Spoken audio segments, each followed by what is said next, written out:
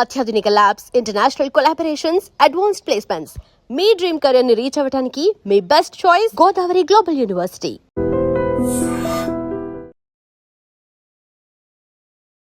నమస్తే, welcome to I dream. నేను మీ విజిత. ప్రస్తుతం మనతో పాటు ఉన్నారు gastro hepatologist doctor Kavya Dendukuri. ఇప్పుడు మేడంతో మాట్లాడి మనకున్న డౌట్స్ అన్నిటినీ క్లియర్ చేసుకుందాం. నమస్తే మేడం. నమస్కారం అండి, thank you so much. Madam, చాలా మందిలో లివర్ పాడైపోయింది అంటుంటారు. అట్లా అంటే సడన్గా ముందు మనకు ఎటువంటి సిమ్టమ్స్ లేకుండా సడన్గా ఇట్లా తెలుస్తుంది మనం చెకప్కి వెళ్ళినప్పుడు.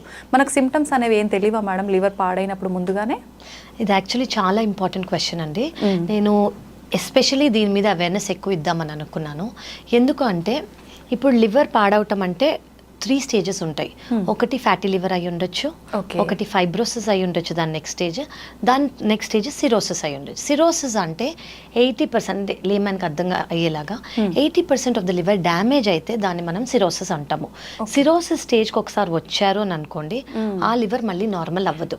సో మన బాడీలో రీజనరేటివ్ ఆర్గన్ అంటే మళ్ళీ రీగ్రో అయ్యే ఆర్గన్ లివర్ మాత్రమే. సో లివర్కి ఏదైనా ప్రాబ్లం వచ్చింది అనుకోండి, లివర్ సెల్ డెత్ అవుతుంది, కానీ ఆ ప్రాబ్లం పోయేసరికి లివర్ మళ్ళీ రీగ్రో అవుతుంది. సో లివర్కి ఆ కెపాసిటీ, ఆ టెండెన్సీ, ఆ బ్యూటిఫుల్ కెపాసిటీ ఉంది. సో ఫ్యాటీ లివర్ గ్రేడ్స్ ఉంటాయి, నేను మళ్ళీ మీకు ఈవెన్చువల్గా చెప్తాను. దాని నెక్స్ట్ స్టేజ్ ఫైబ్రోసిస్ అంటే లివర్ స్కార్ అయిపోవటం అనమాట, లివర్ స్టిఫ్గా అయిపోవటము. ఈ స్టిఫ్నెస్ ఈ స్టేజ్ వరకు కూడా ఇప్పుడున్న బ్యూటిఫుల్ మెడికేషన్స్ వల్ల మనం కంప్లీట్గా రివర్స్ చేసి లివర్ని నార్మల్ చేయొచ్చు. కానీ దీని నెక్స్ట్ స్టేజ్కి ఒకసారి లివర్ వెళ్ళింది అనుకోండి, అంటే సిరోసిస్ స్టేజ్ అంటే 80 to 90% of the liver damage అయినట్టు. లివర్ సెల్ రీగ్రో అవ్వదు, మళ్ళీ లివర్ నార్మల్ అవ్వదు, దానివల్ల లివర్ సైజ్ చిన్నగా అయిపోతుంది. ఈ స్టేజ్ లో ఉన్నా కూడా 80% మందికి సిమ్టమ్స్ ఉండవు. మీరు ఫ్యాటీ లివర్ మర్చిపోండి, ఫైబ్రోసిస్ మర్చిపోండి, ఈవెన్ సిరోటిక్స్ అంటే సిరోసిస్ ఉన్న పేషెంట్స్, క్రానిక్ లివర్ డిసీజ్ ఉన్న పేషెంట్స్ లో 80% మందికి కూడా సిమ్టమ్స్ ఉండకపోవచ్చు. మోస్ట్లీ వాళ్ళకు ఉండే కామన్ సిమ్టమ్ ఏంటి అని అంటే ఫెటీగ్ అంటే వీక్నెస్, బలహీనత. వాళ్ళు ఏమనుకుంటారంటే, ఓ నిన్న నైట్ నేను సరిగ్గా పడుకోలేదు, సరిగ్గా తినలేదు, ఎక్సర్సైజ్ చేశాను చేయలేదు, ట్రావెల్ చేశాను, సో అంతే అనుకుంటారు వాళ్ళు. కానీ ఇది లాంగ్ పీరియడ్ ఉంటుంది, రోజు పర్సిస్టెంట్గా ఉంటుంది. సో 80 to 85% మందికి జనరల్గా సిమ్టమ్స్ ఉండవు, ఈవెన్ పర్మనెంట్ లివర్ డ్యామేజ్లో. ఓకే మేడం, చాలామంది అంటే మనం అందరం వినేంత వరకు ఎక్కువగా ఆల్కహాల్ తీసుకున్న వాళ్ళకే ఎఫెక్ట్ అవుతుంది అని, నిజంగా అట్లానేనా లేదంటే వేరే పరిస్థితుల్లో కూడా పాడయ్యే అవకాశం ఉంటుందా? చాలా రీజన్స్ ఉంటాయండి. మనం ఈ మధ్య ఎక్కువగా చూసేది life style diseases. Life style disease అంటే మీరు అడిగినట్టు ఆల్కహాల్ రిలేటెడ్ లివర్ డిసీజ్ ఒకటి.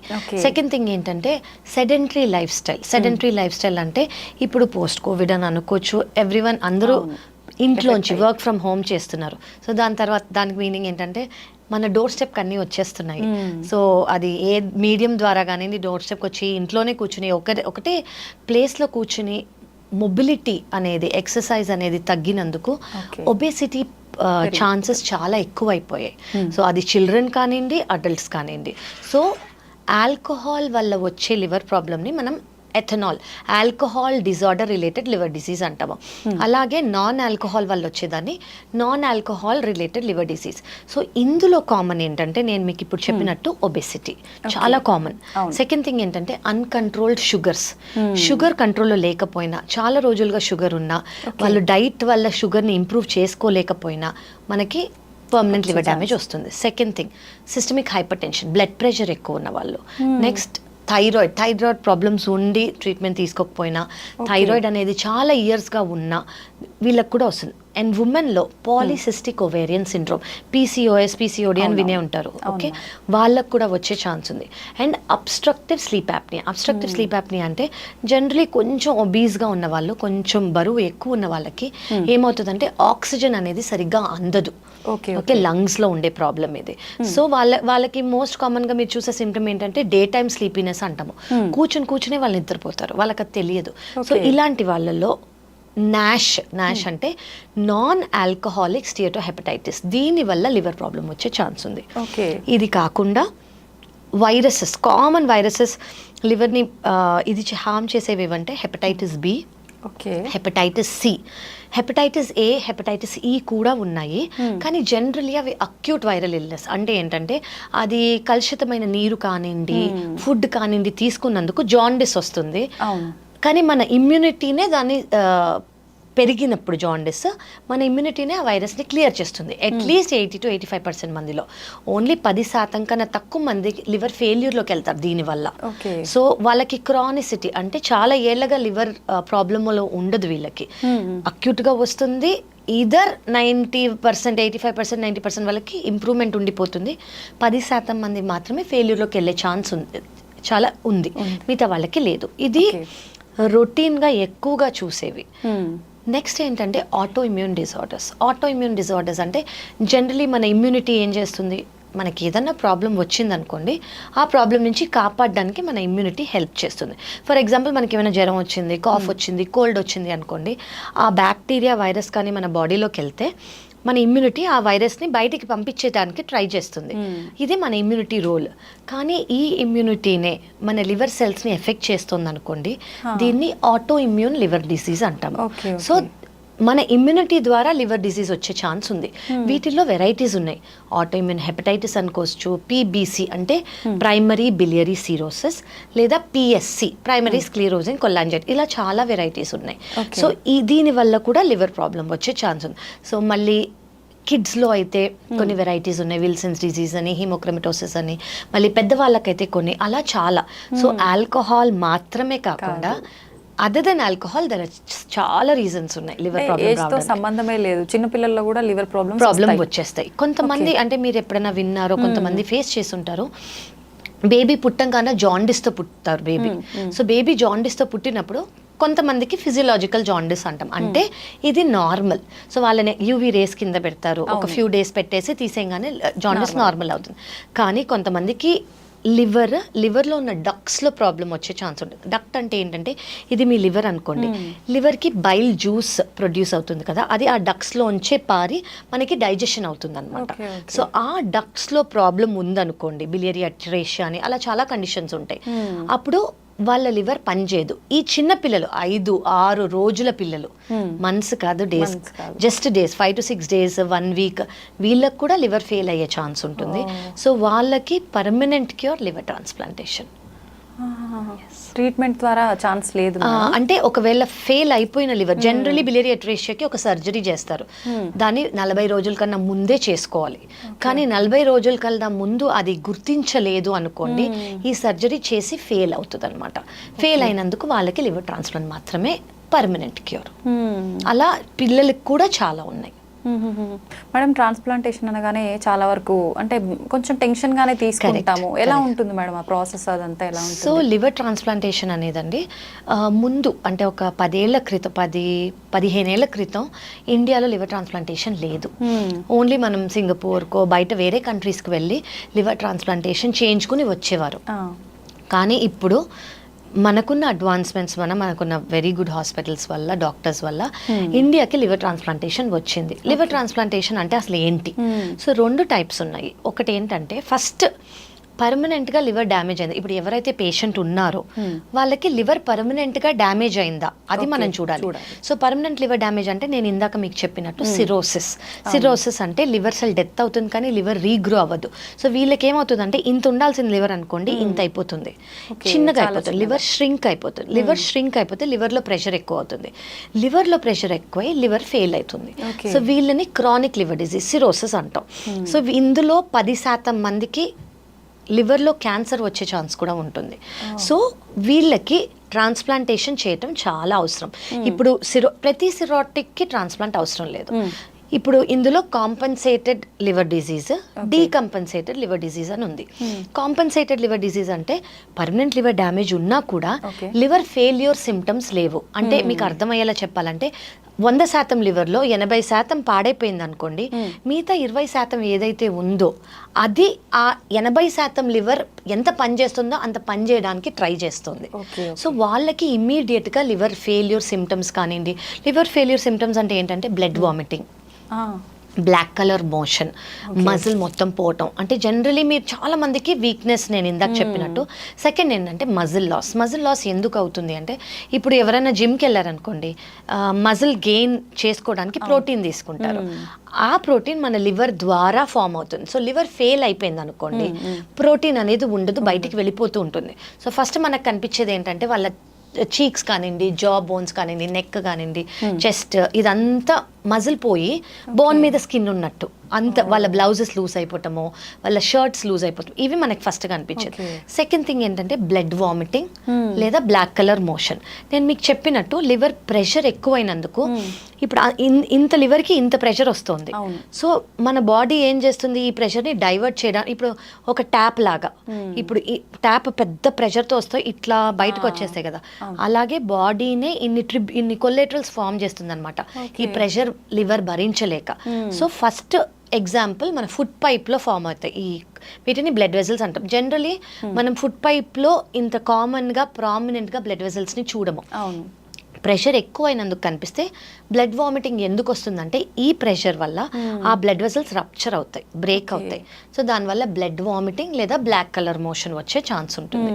ఇంకో ఫెయిల్యూర్ సిమ్టమ్ ఏంటంటే జనరలీ లివర్ ప్రాబ్లం ఉన్న వాళ్ళకి కిడ్నీ ఎఫెక్ట్ అయ్యే ఛాన్స్ ఉంది.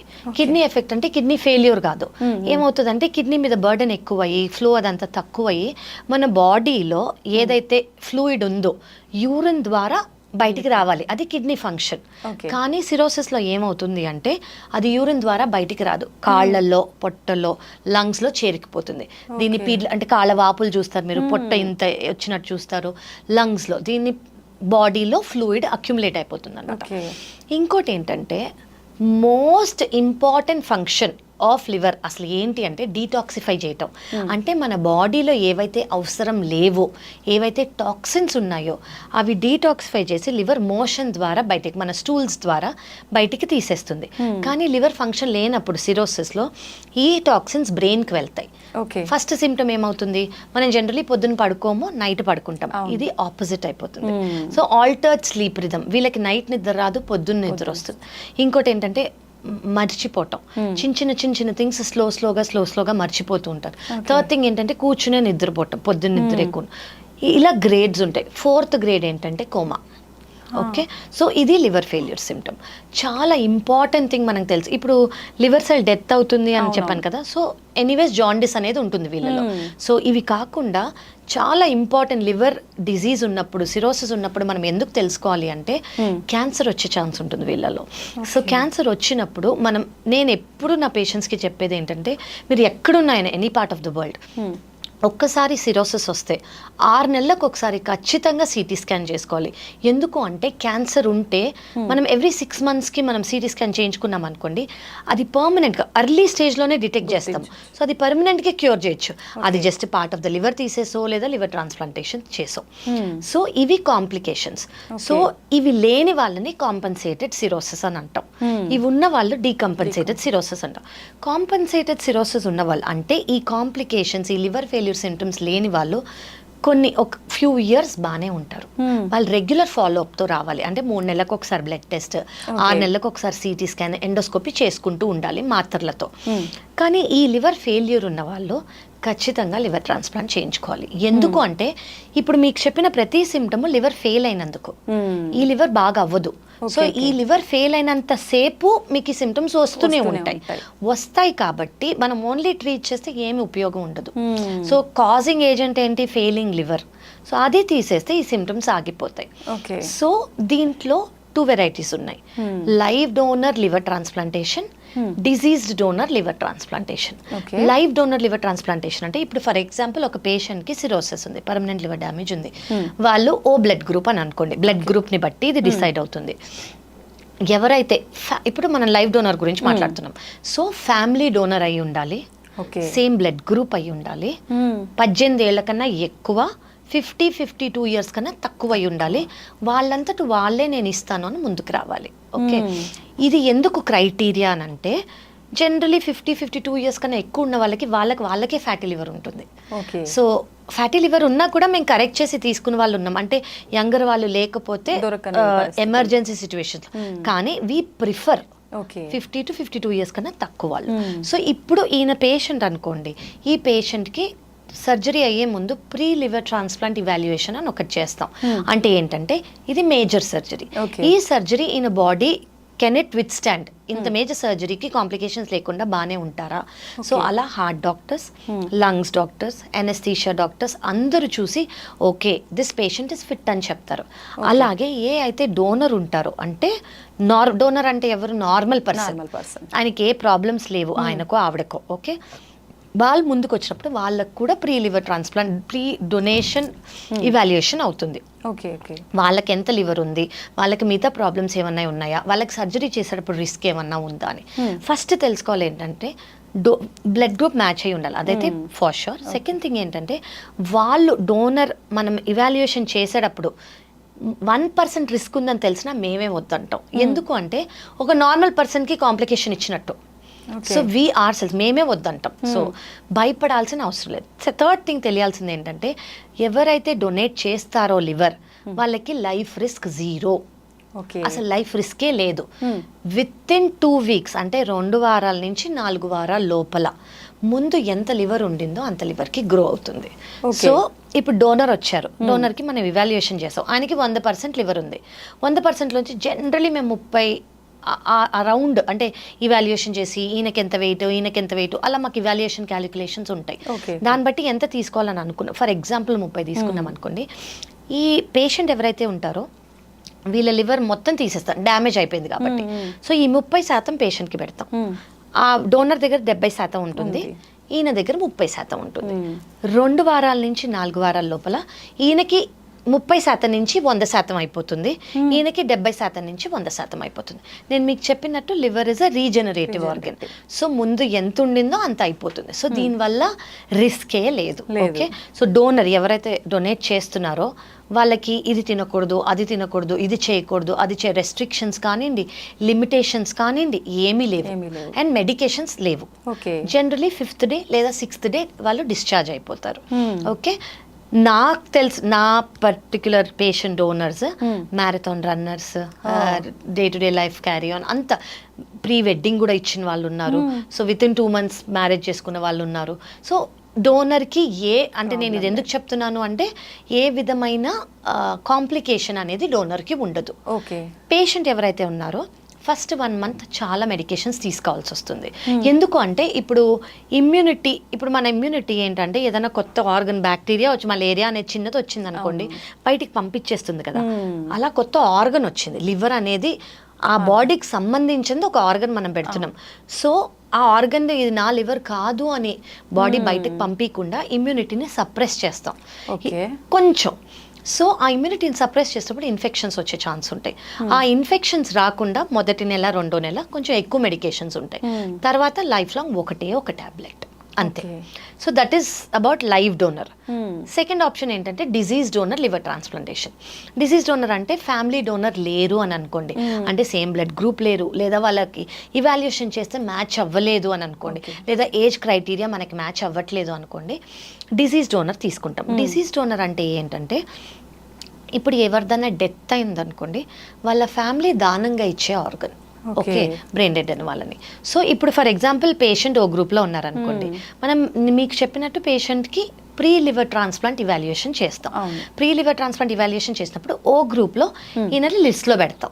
లిస్ట్లో పెట్టినప్పుడు ఏమవుతుంది, ఓ గ్రూప్ ఆర్గన్ అంటే ఎవరన్నా ఫ్యామిలీ దానంగా ఇస్తుంది అనుకోండి ఒక ఓ గ్రూప్ని, ఆ లివర్ తెచ్చి ఈయన పెడతాం. ఫస్ట్ ఇది పెట్టే లోపల మేము ఫస్ట్ ఆర్గన్ చెక్ చేస్తాం బాగానే ఉందా లేదా, ఆన్ టేబుల్ బయోప్సీ చేసి ఓకే ఇది మంచి లివర్, దేనివల్ల ఆయన చనిపోయారు, ఇది అవన్నీ మేము చూసుకుంటాం. మంచి లివర్ అని తెలిస్తే వీ విల్ ట్రాన్స్ప్లాంట్. ఇది disease donor liver transplantation. So that is about liver transplant. అంటే మీరు అన్నారు మొత్తం లైఫ్ లాంగ్ ఒకటే టాబ్లెట్ వాడాలి అని చెప్పి, ఇంకా అసలు కాంప్లికేషన్స్ వచ్చే అవకాశం లేదు. సో జనరలీ నేను చూసేది ఎక్కువ ఏంటంటే ఆల్కహాల్ రిలేటెడ్ లివర్ డిజీజ్ ఉన్న వాళ్ళు మళ్ళీ వాళ్ళు చాలా నార్మల్ గా ఫీల్ అయిపోతారు కాబట్టి మళ్ళీ they will go back to alcohol. That we don't suggest. So of course మళ్ళీ go back to alcohol అంటే మళ్ళీ ఆ process repeat, permanent liver damage, same thing మళ్ళీ. అలా మేము రీట్రాన్స్ప్లాంట్ చేసిన వాళ్ళు కూడా ఉన్నారు. ఒక లివర్ ట్రాన్స్ప్లాంట్ చేసి మళ్ళీ సెకండ్ లివర్ ట్రాన్స్ప్లాంట్ రీట్రాన్స్ప్లాంట్ చేసిన వాళ్ళు కూడా ఉన్నారు. యా, అది ఎట్లాంటి సందర్భాల్లో మేడం? కొంతమందికి ఏమవుతుందంటే ఇట్లా ఆల్కహాలిక్ లివర్ డిసీజ్ మళ్ళీ ఆల్కహాల్కి వెళ్ళిన వాళ్ళు ఉంటారు. చాలా మటుకు వీళ్ళకి అంటే ఫ్యామిలీ సపోర్ట్ అనేది ఉందనుకోండి, ఫస్ట్ మేము ఎస్పెషల్లీ చూసే క్రైటీరియా ఏంటంటే, ఒకవేళ ఆల్కహాల్ వల్ల లివర్ ప్రాబ్లం వచ్చిన వాళ్ళు ట్రాన్స్ప్లాంట్ చేసుకుంటున్నారంటే, 1 psychiatric counselling, you should never go back to alcohol. 2 family support ఉంది అంటే. ఈ 2 ఉంటే జనరలీ దే స్టిక్ టు అంటే తీసుకోకుండా, కానీ కొంతమంది వెళ్ళిన వాళ్ళు ఉన్నారు, సో వాళ్ళకి మళ్ళీ రీట్రాన్స్ప్లాంట్ చేయాల్సి వస్తుంది. ఓకే, అప్పుడు ఏమైనా రిస్క్ ఉంటుందా? రిస్క్ ఎక్కువ ఉంటుంది. ఎటువంటి? అంటే ఒక ఆపరేషన్ చేసింది మళ్ళీ ఆపరేషన్ కాబట్టి, బట్ అఫ్ కోర్స్ మనం ఇవాల్యుయేషన్ చేస్తాం, వాళ్ళకి ఎంత రిస్క్ ఉందో చూస్తాం, అదంతా సేమ్ ప్రాసెస్సే. కానీ మనకి రిస్క్ ఉందని చెప్తే ఎక్స్ప్లెయిన్ చేసి చేయాలి. ఒక సర్జరీ ఏరియాలో మళ్ళీ చేయటం కదా, అందుకు. సో మేజర్ సర్జరీ ఇది. బట్ మేము చేసిన వాళ్ళందరూ by the grace of God they're fine. Okay, success rate బాగానే ఉంటుందా? Success rate is more than 95% అండి. ఓకే, సో సక్సెస్ ఇప్పుడు బేసిక్లీ లివర్ ట్రాన్స్ప్లాంటేషన్ కావాలి అని అనుకున్న వాళ్ళు ముందుకొచ్చి ట్రాన్స్ప్లాంట్ చేయించుకుంటున్నారంటే, చాలా ఇంపార్టెంట్ ఏంటంటే నేను చూసింది రైట్ టైమింగ్. కొంతమంది నాకేం సిమ్టమ్స్ లేవు, జస్ట్ కొంచెం కాలవపో, జస్ట్ ఇది అని అనుకున్న వాళ్ళు, డీలే చేసిన వాళ్ళు ఎమర్జెన్సీగా ట్రాన్స్ప్లాంట్కి ల్యాండ్ అవుతారు. ఎందుకంటే లివర్ డ్యామేజ్ అయిపోయింది ఆల్రెడీ. ఓకే, బట్ కొంతమంది కరెక్ట్గా డెసిషన్ తీసుకున్న వాళ్ళు they are completely fine. Post transplant they'll be totally fine. Okay madam, చాలా మంది ఆల్కహాల్ తాగితే లివర్ పాడవుతుందని ఐడియా ఉన్నప్పటికీ, అంటే ఎంత మోతాదులో తాగితే పాడవదు అనేది ఒక పెట్టుకుంటారు, ఇంత తాగితే పర్వాలేదంట అని చెప్పి, అది నిజమే అంటారా? యాజ్ అ లివర్ డాక్టర్ నేను అది చెప్పకూడదు, కానీ గైడ్ లైన్స్ ఉన్నాయి. కానీ నేను ఇది ఎందుకు సజెస్ట్ చేయను అంటే, ఈ గైడ్ లైన్స్ ఏవైతే ఉన్నాయో అవి వెస్టర్న్ కంట్రీస్లో చేసినవి. అంటే మన Indian body composition, Indian body proportion బట్టి ఇంకా చేయలేదు.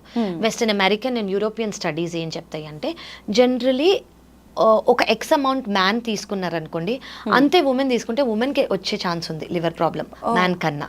So 7 grams per day man తీసుకోవచ్చు, 3 to 4 grams per day women తీసుకోవచ్చు అని.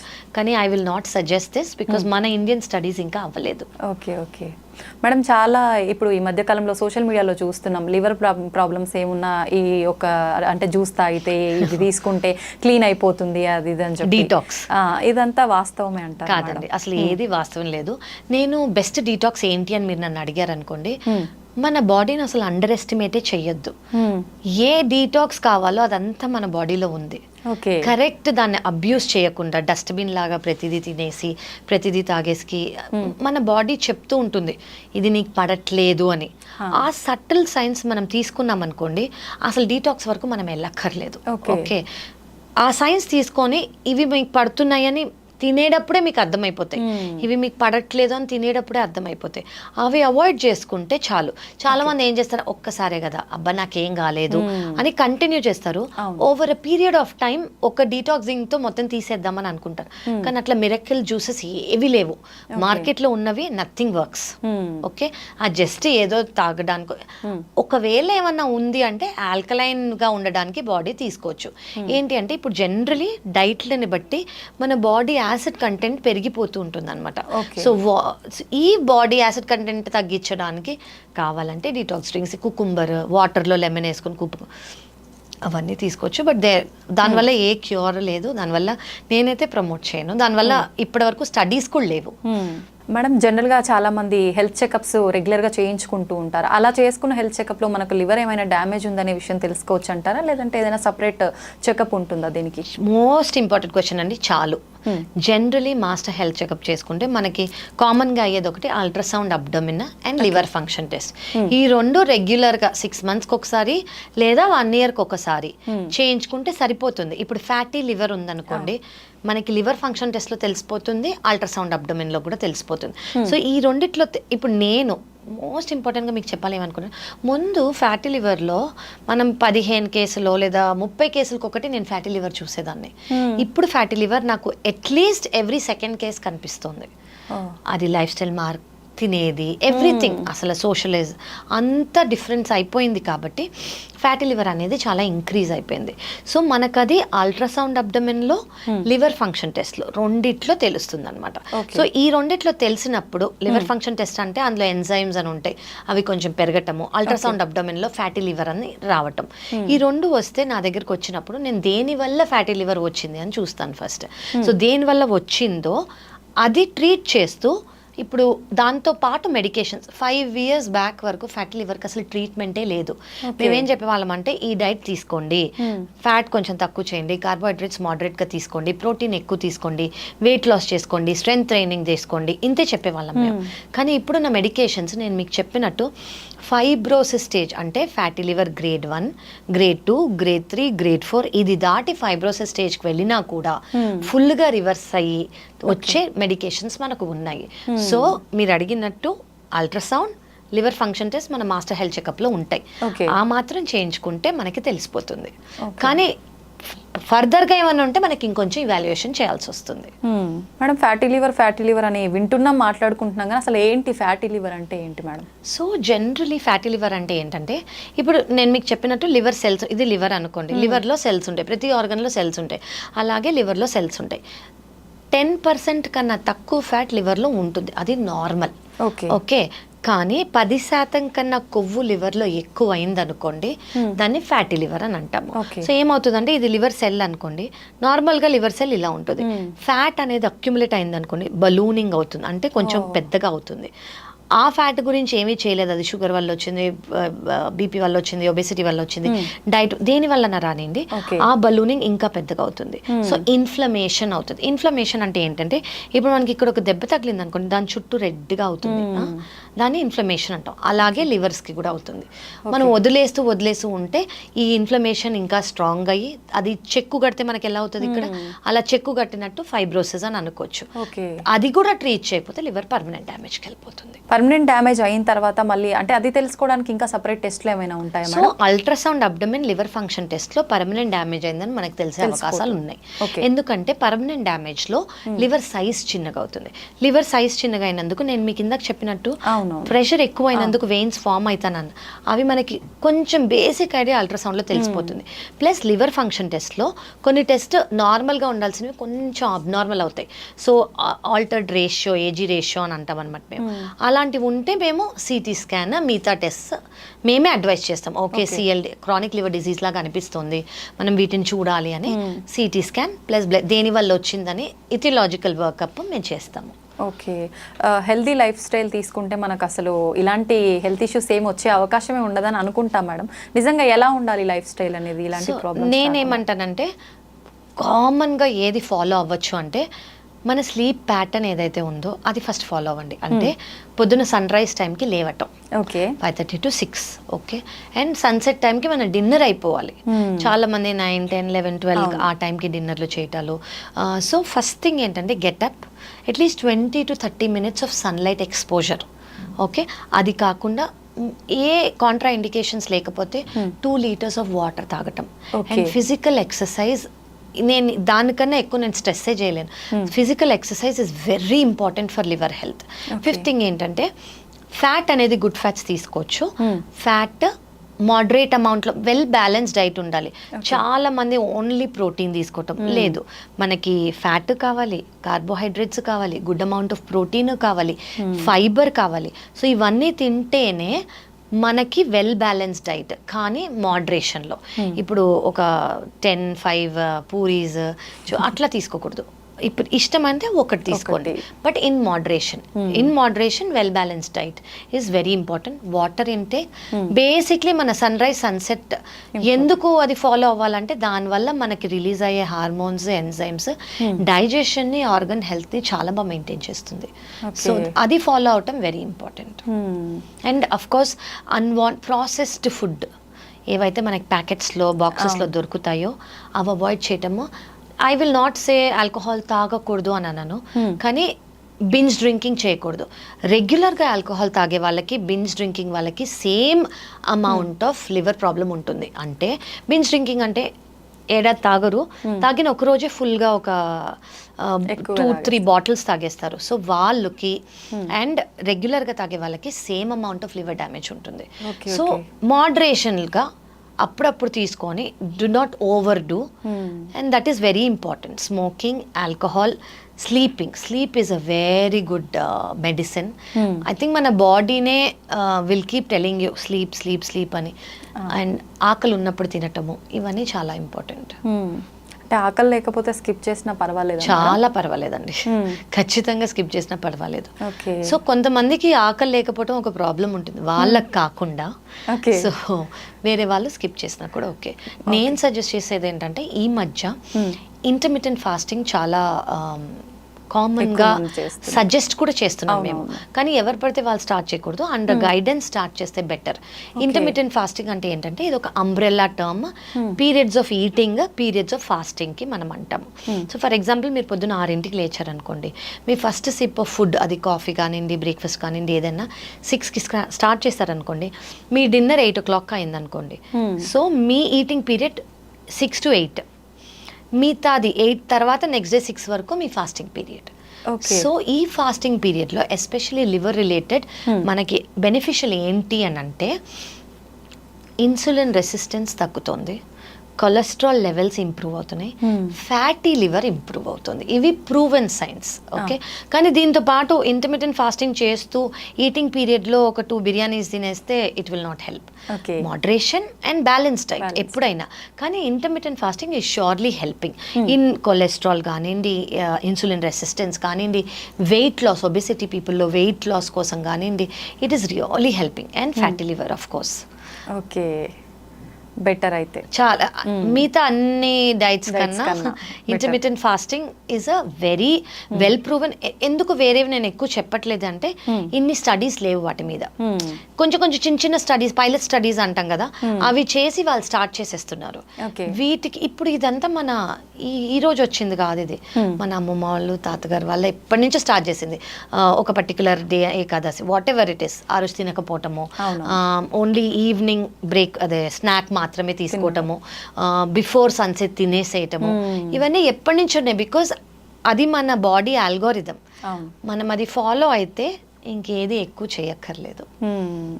ఓకే, చాలా మంది అంటే లంచ్ టైంలో లంచ్ చేయకుండా మార్నింగ్ బ్రేక్ఫాస్ట్ బదులు లంచే తినేసి వెళ్ళిపోతుంటారు, అట్లా స్కిప్ చేసి. అలా పర్వాలేదు?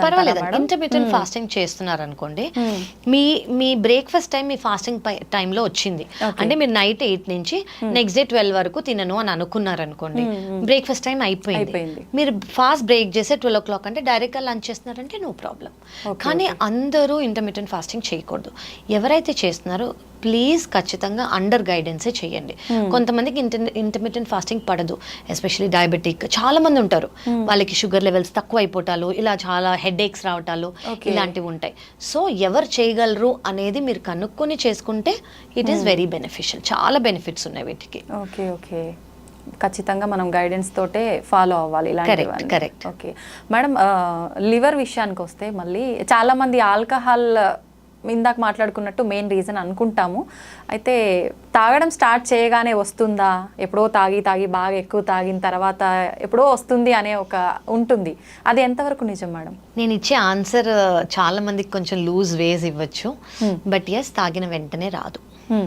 కానీ కొంతమంది బింజ్ డ్రింకింగ్ నేను చెప్పినట్టు చేసిన వాళ్ళకి ఇది ఓన్లీ ఆల్కహాల్ కాదండి, వాళ్ళ జెనెటిక్ కాంపోజిషన్, అలా చాలా రీజన్స్ ఉంటాయి. ఓన్లీ ఆల్కహాల్ మాలిక్యూల్ వల్ల లివర్ ప్రాబ్లం రాదు, వాళ్ళ జెనెటిక్స్, వాళ్ళ బాడీ కాంపోజిషన్, అలా చాలా ఇది ఉంటాయి. సో మోస్ట్లీ మనం అబ్జర్వ్ చేసేది ఏంటంటే ఆల్కహాల్ స్టార్ట్ చేసి అది రెగ్యులర్గా స్టార్ట్ చేసిన వాళ్ళు ఓవర్ పీరియడ్ ఆఫ్ టైమే వాళ్ళకి ఆల్కహాలిక్ లివర్ ప్రాబ్లం వచ్చే ఛాన్స్ ఉంటుంది.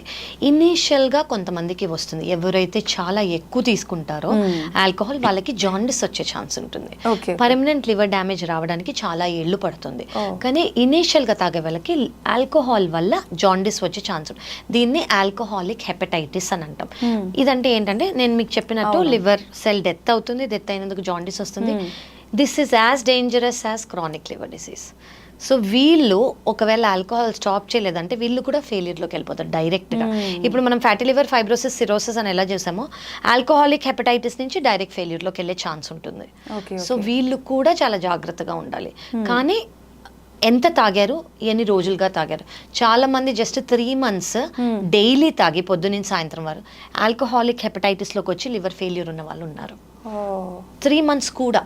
Okay okay. సో వాళ్ళు ఎంత తాగుతున్నారు, ఏం తాగుతున్నారు చాలా ఇంపార్టెంట్. ఓకే, ఓకే, ఎట్లా అయినా danger danger, correct, exactly. Okay, దానికి టైం అదంతే. అంటే మన బాడీలో ఉండే ఇమ్యూనిటీ సిస్టమ్ ఇమ్యూనిటీ, మన బాడీ కాంపోజిషన్, మన జెనెటిక్స్ ని బట్టి చాలా డిపెండ్ అయి ఉంటుంది. మేడం, మనుషుల యొక్క ఎమోషన్స్ ప్రభావం వల్ల కూడా లివర్ ఎఫెక్ట్ అయ్యే ప్రమాదం ఉంటుందంటారా? ఉండొచ్చండి. ఎమోషన్స్ అని నేను అనను, మీరు వినే ఉంటారు గట్ హెల్త్ అని వినే ఉంటారు కదా. సో గట్ హెల్త్కి బ్రెయిన్ హెల్త్కి డైరెక్ట్ రిలేషన్ ఉంది. ఓకే, సో ఇది దేని వల్ల అని అనుకున్నారు అనుకోండి. ఇప్పుడు మన బాడీలో గట్ అంటే మీకు ఏమనిపిస్తుంది? చాలా మంది గట్ అంటే స్టమక్ అనుకుంటారు. గట్ అంటే ఇంటెస్టైన్స్, మన స్మాల్ ఇంటెస్టైన్, మన లార్జ్ ఇంటెస్టైన్. వీటిల్లో గుడ్ బ్యాక్టీరియా, బ్యాడ్ బ్యాక్టీరియా అని 2 టైప్స్ ఉంటాయి అన్నమాట. గుడ్ బ్యాక్టీరియా తక్కువ అయిపోయి బ్యాడ్ బ్యాక్టీరియా అనేది ఎక్కువ అయింది అనుకోని, దీనికి డైరెక్ట్ యాక్సెస్ బ్రెయినే. ఇప్పుడు gut is your second brain అని అంటారు. లిసన్ టు యువర్ గట్ అంటాం కదా, మీ గట్ ఏం చెప్తుంది అది వినండి అని అంటాం కదా, intuition. So because it is your second brain. So గట్కి బ్రెయిన్కి కంప్లీట్ క్లోజ్ రిలేషన్షిప్ ఉంది. ఇలా దీన్ని డిస్బయోసిస్ అంటాం. అంటే good bacteria and bad bacteria misbalance అయింది అనుకోండి, దాన్ని గట్ బ్యాక్టీరియా డిస్బయోసిస్ అని అంటాం అనమాట. సో అలా అయినప్పుడు బ్యాడ్ బ్యాక్టీరియా ఒకవేళ ఎక్కువ అయింది అనుకోండి, అది స్ట్రెస్ వల్ల అయి ఉండొచ్చు, ఈటింగ్ హ్యాబిట్స్ వల్ల అయి ఉండొచ్చు, లైఫ్ స్టైల్ వల్ల అయి ఉండొచ్చు. సో వీళ్ళకి ఏం చూస్తామంటే మన ఇంటెస్టినల్ మొటిలిటీ అంటే తినేది, డైజెషన్ అయ్యేది, డైలీ స్టూల్ పాస్ అయ్యేది, కాన్స్టిపేషన్ అయినా ఉండొచ్చు వాళ్ళకి, లేదా లూజ్ స్టూల్స్ అయినా ఉండొచ్చు, లేదా గ్యాస్ సరిగ్గా ఎక్కువ పాస్ అయిపోవటము, తిన్న వెంటనే బ్లోటింగ్ రావటము, గ్యాస్ ఉన్నట్టు ఫీలింగ్ రావటము, లేదా small intestinal bacterial over growth అని అంటాము. అంటే ఏంటంటే ఏదైతే నార్మల్ స్మాల్ ఇంటెస్టైన్లో బ్యాక్టీరియా ఎంతైతే, జనరలీ 100 ట్రిలియన్ బ్యాక్టీరియా ఉంటాయి మన ఇంటెస్టైన్లో. సో దానికన్నా ఎక్కువ అయిపోయాయి అనుకోండి బ్యాడ్ బ్యాక్టీరియా, దానివల్ల ఈ సిమ్టమ్స్ వచ్చే ఛాన్స్ ఉంటుందన్నమాట. సో ఒకటి ఈ good bacteria, bad bacteria dysbiosis, ఇంకోటి ఏంటంటే మన తినేది వాటి వల్ల. సో దీనివల్ల డైరెక్ట్ వీళ్ళకి ఏముంటుందంటే ఎమోషనల్గా ఫీల్ అవుతారు వాళ్ళు, ఇరిటబుల్గా ఫీల్ అయ్యే ఛాన్స్ ఉంటుంది, లేదా కొంచెం లో మూడ్స్ ఉండే ఛాన్స్ ఉంటుంది. బికాస్ గట్ హెల్త్కి బ్రెయిన్ హెల్త్కి చాలా కనెక్షన్ ఉంటుంది. ఓకే మేడం, లివర్ పాడైన వాళ్ళు ఫుడ్ రెస్ట్రిక్షన్స్ ఏమైనా ఉంటాయా వాళ్ళకి? లివర్ పాడైందంటే సిరోసిస్లో ఉన్నారనుకోండి, నేను మీకు ఇందాక చెప్పిన కాంప్లికేషన్స్ని బట్టి నేను కాళ్ళల్లో, అబ్డమెన్లో, లంగ్స్లో నీరు చేరుకుపోతుంది. అంటే ఆ కిడ్నీ ఆ నీరుని బయటకు పంపిలేకపోతుంది. అప్పుడు మనం ఎక్కువ వాటర్ లేదా ఎక్కువ సాల్ట్ తీసుకున్నాం అనుకోండి, ఇంకా వాటర్ రిటెన్షన్ అవుతుంది, అంటే బాడీలో ఇంకా స్వెల్లింగ్ వచ్చే ఛాన్స్ ఉంటుంది. సో వాళ్ళ క్యాలిక్యులేషన్స్, వాళ్ళకి సోడియం లెవెల్స్ అవన్నీ చూస్తాం అనమాట. వాళ్ళకి మేము జనరల్గా రెస్ట్రిక్ట్ చేసేది ఏంటంటే ఇనీషియల్ స్టేజ్లో 1.5 litres of fluid per day, అది వాటర్ కానివ్వండి, జ్యూస్ కానివ్వండి, కాఫీ టీ కానివ్వండి, ప్రోటీన్ పౌడర్తో మిక్స్ చేసే వాటర్ కానివ్వండి, 1.5 లీటర్స్ కన్నా ఎక్కువ తీసుకోకూడదు. And salt 2 to 3 grams per day, అంతే. అది పికిల్ ఫుడ్స్, అప్పడాలు, వీటివి ఏవైతే ఉంటాయో అందులో సాల్ట్ ఎక్కువ ఉంటుంది, అవన్నీ వాళ్ళు అవాయిడ్ చేయాలి. సెకండ్ థింగ్ ఏంటంటే ప్రోటీన్ లాస్ ఉంటుంది కాబట్టి, మజిల్ లాస్ ఉంటుంది కాబట్టి వాళ్ళు ఎక్కువ ప్రోటీన్ తీసుకోవాలి. మోస్ట్ ఇంపార్టెంట్, చాలా మంది భయపడేది ఏంటంటే లివర్ ప్రాబ్లం ఉన్నా, కామెర్లు ఉన్నా చికెన్, ఫిష్ తినకూడదు అని. అది తప్పు. ఓకే, లివర్కి బర్డెన్ లేకుండా నాన్ వెజిటేరియన్ మీరు తీసుకుంటున్నారు అని అనుకోండి, చికెన్ కానివ్వండి, ఫిష్ కానివ్వండి, ఎగ్ వైట్ కానివ్వండి, లివర్కి చాలా మంచిది. అఫ్ కోర్స్ డీప్ ఫ్రైలు ఇవ్వకూడదు, కానీ గ్రేవీ లాగా లేదా boiled is much better. Vegetarian అనుకోండి, రాజ్మా, చెన్నా, పన్నీర్, సోయా, స్ప్రౌట్స్, మనం రెగ్యులర్గా తినే దాల్స్, వీటన్నిటిలో ప్రోటీన్ బాగుంటుంది. సో ప్రోటీన్ సప్లిమెంటేషన్ అనేది లివర్ ఫెయిల్యూర్లో చాలా ఇంపార్టెంట్. ఈ మజిల్ వేస్టింగ్, ఈ వీక్నెస్ ఉండకుండా ఉండడానికి I would say deep fried foods ఖచ్చితంగా, ఫ్యాటీ మీల్స్ అవాయిడ్ చేయాలి. స్పైసీ ఫుడ్ అట్లా కూడా స్పైసీస్ ఓకే అండి. అంటే ఇప్పుడు చాలా మంది ఉప్పు తక్కువ తీసుకుంటారు కాబట్టి వాళ్ళు పెప్పర్తోనో లెమన్తోనో దాన్ని గార్నిష్ చేసుకోవచ్చు డైట్ని. మన criteria salt, water. Okay okay okay. అంటే వేరే మీరు ఇందాక చెప్పినట్టు ఏ సిమ్టమ్స్ లేకపోయినా ఓన్లీ కాళ్ళ వాపులు ఇలా ఉంది అంటే అది కాళ్ళ వాపులో ఉంది. కాళ్ళ వాపులు చాలా రీజన్స్ వల్ల వస్తాయి. ఒకటి లివర్. వేరే రీజన్స్ ఏమన్నా ఉంటాయా కాళ్ళ వాపులు, బాడీ వాపు రావడానికి అంటే కిడ్నీ ప్రాబ్లం కానివ్వండి, హార్ట్ ప్రాబ్లం కానివ్వండి, థైరాయిడ్, అలా చాలా ఉంటాయి. సో లివర్ ప్రాబ్లం వల్ల వచ్చేది చెప్తున్నాను నేను. సో మిగతా కూడా ఉంటుంది. సో లివర్ ప్రాబ్లం వల్ల రెస్ట్రిక్ట్ చేయాల్సింది ఏంటంటే సాల్ట్ అండ్ వాటర్. మేడం చాలా మందికి కాఫీ టీ తాగంది అసలు తెల్లారదు. దానివల్ల మంచి జరుగుతుందని చెప్తుంటారు, లేదు అసలు తాగొద్దు, అలవాటు చేసుకోవద్దని కొంతమంది చెప్తుంటారు. లివర్ ప్రాబ్లం ఉన్న వాళ్ళు ప్రత్యేకించి కాఫీ టీ తాగొచ్చు అంటారా మేడం? ఇది చాలా ఇంపార్టెంట్ క్వశ్చన్ అండి.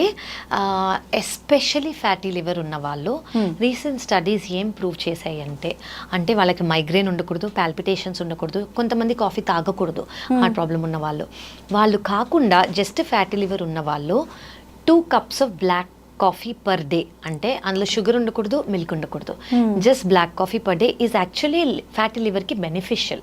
ఫ్యాటీ లివర్ని తగ్గిస్తుంది అని రీసెంట్ స్టడీస్ చెప్పాయి మనకి. సో ఫ్యాటీ లివర్ మీరు అడిగినట్టు కాఫీ ఈజ్ యాక్చువల్లీ గుడ్. ఎవరైతే అంటే చాలామందికి అఫ్కోర్స్ మిల్క్ షుగర్తో అలవాటు, కానీ మీరు అది చేంజ్ చేసుకోగలిగితే కాఫీ మానక్కర్లేదు. ఓకే, టీతో అంత స్టడీస్ లేవు, సో టీ బెనిఫిషియలా కాదా మనకి ఇంకా తెలీదు. బట్ ఖచ్చితంగా 2 cups of coffee per day, black coffee per day, ఎవరికైతే కాంట్రా ఇండికేషన్ లేదో వాళ్ళు తీసుకుంటే లివర్కి మంచిది, ఫ్యాటీ లివర్కి మంచిది. ఓకే మేడం, చాలా మంది బ్లాక్ కాఫీ తాగే వాళ్ళు దాంట్లో అంటే లెమన్, పుదీనా ఇలాంటివి కలుపుకుంటా అలా తీసుకోవచ్చు అంటారా? దానివల్ల హామ్ ఏం లేదు. ఓన్లీ క్యాలరీస్ యాడ్ చేయకూడదు, అంటే షుగర్ కానివ్వండి, మిల్క్ ప్రోటీన్ కానివ్వండి, మిల్క్ కానివ్వండి, అవి యాడ్ చేయకూడదు. ప్లెయిన్ బ్లాక్ కాఫీ వాళ్ళు ఏమైనా ఫ్లేవర్స్ యాడ్ చేసుకోవాలంటే చేసుకోవచ్చు. గ్రీన్ టీ విషయానికి వస్తే మేడం తీసుకోవచ్చు అంటారా? చాలా మంది అడుగుతారండి గ్రీన్ టీ ఏమైనా ఇంపార్టెంట్ అని. నాకైతే తెలిసి it doesn't do any much thing. అంటే దానివల్ల వెయిట్ లాస్ కానివ్వండి, దానివల్ల లివర్కి బెనిఫిట్ కానీ నేనైతే ఇప్పటి వరకు చదవలేదు, మేము ఎవరికి ప్రొపగాండా కూడా చెయ్యము. ఓకే, కానీ వింటుంటాం చాలా మంది మీరు అన్నట్టుగా వెయిట్ లాస్కి చాలా బాగా ఉపయోగపడుతుందని చెప్తుంటారు. కరెక్ట్. ఓకే, మొత్తానికైతే కాఫీ, బ్లాక్ కాఫీ తాగొచ్చు 2 cups లివర్ ప్రాబ్లం ఉన్న వాళ్ళు. ఖచ్చితంగా. థ్యాంక్ యూ మేడం, చాలా డీటెయిల్గా ఎక్స్ప్లెయిన్ చేశారు నిజంగా. అంటే స్టార్టింగ్ నుంచి ఎండింగ్ వరకు ఈ వీడియో చూస్తే కనుక లివర్కి సంబంధించిన డౌట్స్ అన్ని క్లియర్ అయిపోతాయి. Thank you madam, thank you so much. Thank you. And for more videos, Please subscribe to iDream. Please subscribe to iDream. Please subscribe iDream. And please subscribe to iDream. For more videos, subscribe to iDream. please like, share and subscribe to the channel. Congratulations, iDream. Subscribe to iDream. Subscribe to iDream. So subscribe to iDream Media. iDream ki iDream team andarki huge congratulations. Please subscribe iDream Media. Please subscribe to iDream. Subscribe iDream. Please subscribe to iDream. iDream అంటే నా కళల channel subscribe చేసుకున్న నోరు తిరుగుతలేదు, మీరైతే గంట గుర్తు కొట్టండి. For more such videos, please subscribe to iDream. Subscribe to iDream. Please subscribe to iDream. Please subscribe iDream Media. Please do subscribe to iDream. Please subscribe to iDream Media. For best entertainment and information, please subscribe iDream. And don't forget to subscribe to iDream.